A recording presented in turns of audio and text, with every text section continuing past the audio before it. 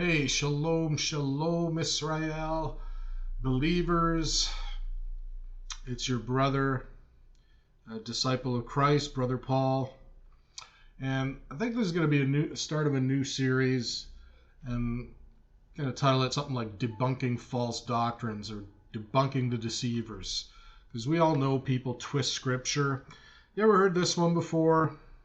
There are ministries and preachers that will use Luke chapter 22 to convince you that, the Hebrews were warriors and Jesus commanded his disciples to get swords, and that we're commanded as believers to carry weapons. And the modern day sword is a pistol or gun or firearm. We don't use swords anymore. So if you're a believer, you better have a firearm or a gun to protect your family because we're warriors. Well, no doubt, I don't disagree at all. In Torah, a man is charged to protect his family. A man is responsible for protecting and providing protection. The Hebrews were warriors. They fought many battles under the command of the Most High against wickedness. But Paul also tells us that we battle not against flesh and blood, we battle in the spirit. Now, I understand spirits usually manifest through flesh, so I'm not a pacifist. I'm not telling you not to get weapons. I think it's smart to have a weapon, especially if it's legal to possess one. What's that Chinese proverb or something? It's better to be a warrior in a garden than a gardener in a war. But the point is, we don't want to be adding to the word. We don't want to put words in Christ's mouth or create false doctrines. So let's look at Luke chapter 22, verse 35. And he said unto them, and this is Christ speaking, When I sent you without purse and scrip and shoes, lack ye anything? And they said, Nothing. Then he said unto them, But now he that hath a purse, let him take it, and likewise his scrip, and he that hath no sword, let him sell his garment and buy one. For I say unto you that this that is written must be yet accomplished in me. And he was reckoned among the transgressors, for the things concerning me have an end. And they said, Lord, behold, here are 2 swords. And he said unto them, It is enough. So I've heard people use this verse to say that, Jesus commands you to have a weapon. If you don't have a weapon, you're not obeying Jesus. Let's look at the context here, okay? Jesus is basically about to be arrested. And, what he's telling them, he says, go get a sword, sell your garment and buy a sword. And he says, it's written. So he's talking about prophecy that has to be fulfilled, must yet be accomplished in me. He was reckoned among the transgressors. Carrying the swords would reckon them among the transgressors or rebels or lawless. And we'll look at that verse shortly.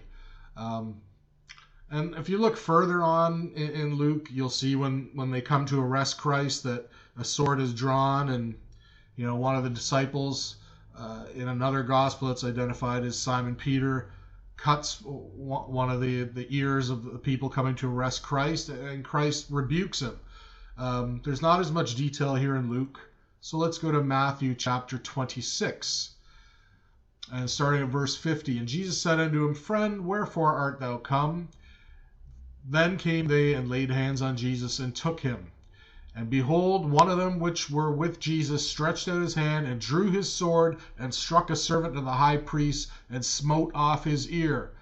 Then Jesus said unto him, Put up again thy sword into his place, for all they that take the sword shall perish with the sword. So Christ is even giving a warning here about acting in violence, that you reap what you sow. And if you act out in violence, well, you can beget violence upon yourself. Anyway, he goes on to say, Thinkest thou that I cannot now pray to the Father, and he shall presently give me more than 12 legions of angels? So if Christ wanted to stop these soldiers, he didn't need the swords of his disciples. He could have called on the angels. And then he says, how then shall the scripture be fulfilled that thus it must be? So he's basically talking all about fulfilling the prophecies of when he was to be arrested and taken.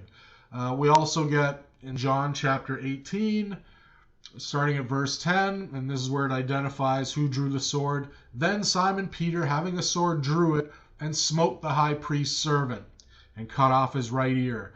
The servant's name was Malchus. And then Jesus said unto Peter, put up thy sword into the sheath. The cup which my Father hath given me, shall I not drink it? So Jesus knew what was coming. He knew he had to be crucified. He came to atone for our sins. So there was no need for the apostles to fight. He needed to be arrested and to be brought to trial and for prophecy to be fulfilled. So he even rebuked Peter, So there was a specific reason why they had to have swords, and it was just basically so that when they were arrested, it would fulfill prophecy. And then just looking at some different translations here, looking at verse 37, which I mentioned. So the King James says he was reckoned among the transgressors. Now, that's in a lot of translations, but if you look at I think it's the New Living Translation, he was counted among the rebels.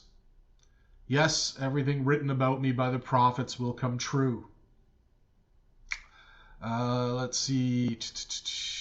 Transgressors, and then CSB, I'm not sure which translation that is, but it says, and he was counted among the lawless. Yes, what is written about me is coming to fulfillment. So this was all about fulfilling prophecy. On the NASB 20, he was counted with wrongdoers. For that which refers to me has its fulfillment. So it's got nothing to do with defending your family.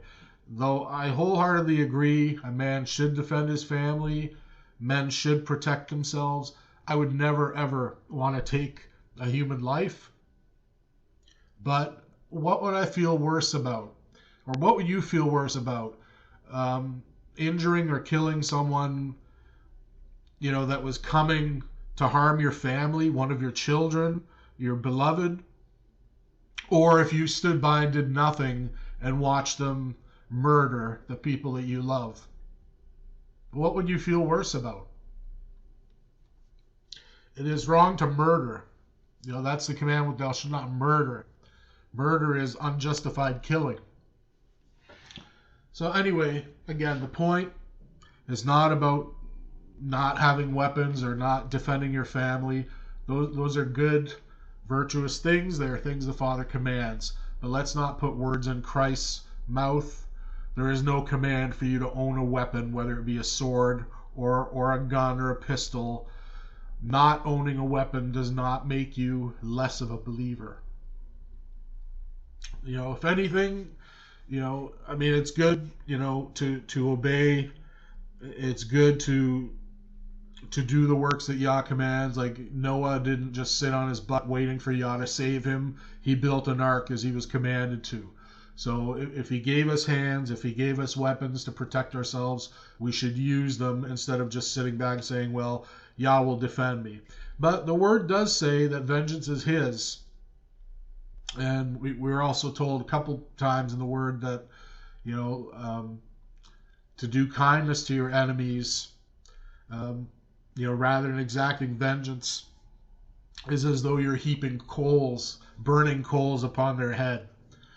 Because it's the judgment they will face from Yah, which will be their ultimate repayment. So, anyway, take it for what it's worth, but I just want to put this out there because I know there are people out there teaching false doctrines, and people like myself, I believed it. And now I've just shown you it's false. And praise Yah for opening my eyes. As a watchman, as your brother, it's my job to share the truth with you and open your eyes in case you've been deceived as well. So that's all I got. I'm a disciple of Christ, Brother Paul. Shalom, blessings to you. I know our new year for Hebrews doesn't come till spring before Passover, but it is January 2nd of the Roman calendar, 2023. So I wish you all the best in this coming year on the Gregorian calendar, as well as in Yah's calendar and Yah's new year. Blessings, peace, shalom. I can do all things through Christ, which strengtheneth me. Hear of Yah, little children, and have overcome them. Because greater is He that is in you than he that is in the world.